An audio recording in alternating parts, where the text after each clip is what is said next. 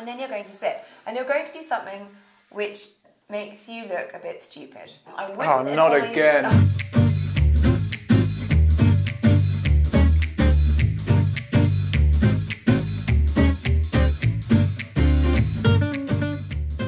If you do want to get the most flavours out of the wine, what you're going to do is you're going to hold the wine in your sort of a pool in your tongue, and you're going to slurp air across it, like so.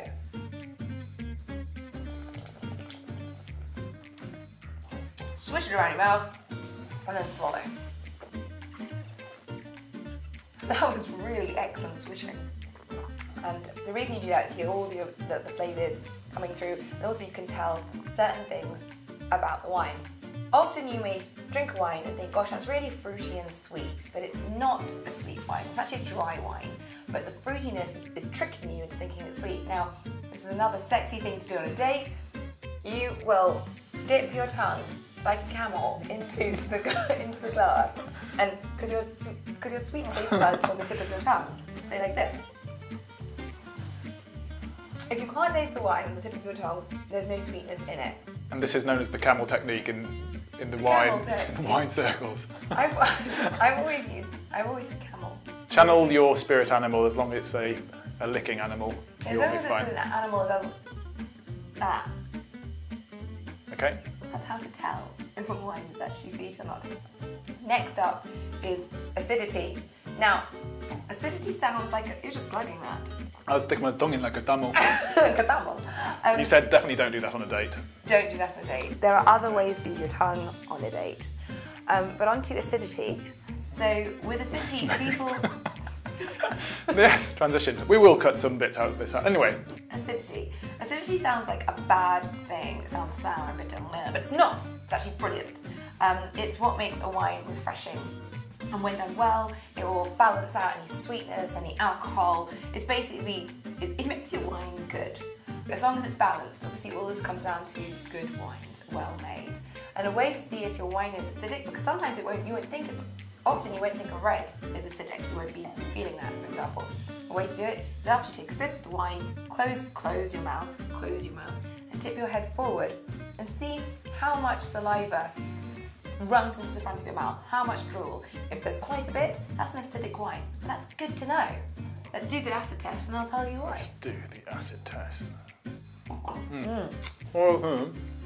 So, yeah, swallow first. Swallow first. Are you drooling? Yeah, a little bit. I think I naturally drool. Okay. And we won't go into that too much. If you're salivating, it's good to know because that'll help you know what to pair your dish with.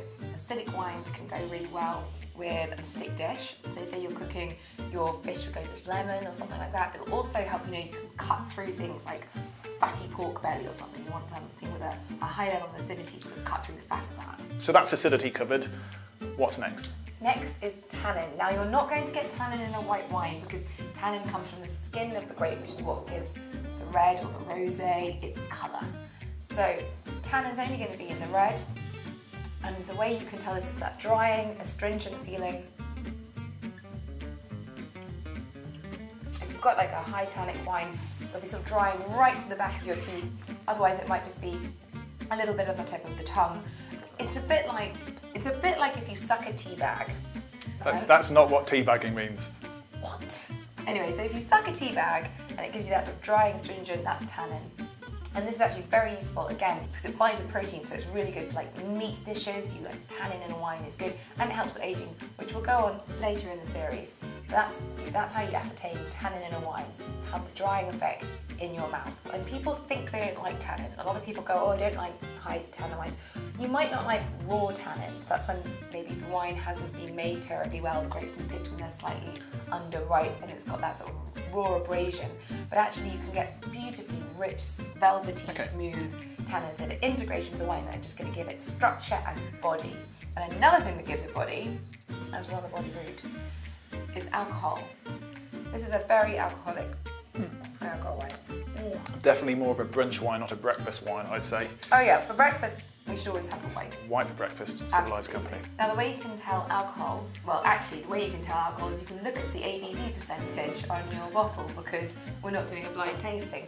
Okay. But it does help if someone's just pouring over your shoulder or something, you're not really sure what's going into your glass, one of those sorts of parties, then the heat at the back of your throat is alcohol related. And also you could just hold the alcohol in the wine in your mouth for a little bit, and if your tongue starts to tingle and burn, that's high alcohol.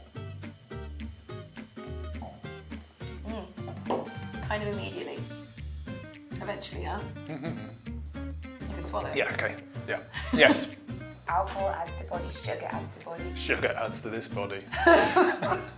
Basically, body and wine, try and think of, I guess, milk. Like light-bodied is drinking water or skimmed milk. Medium-bodied is semi-skimmed, and full-bodied is whole milk.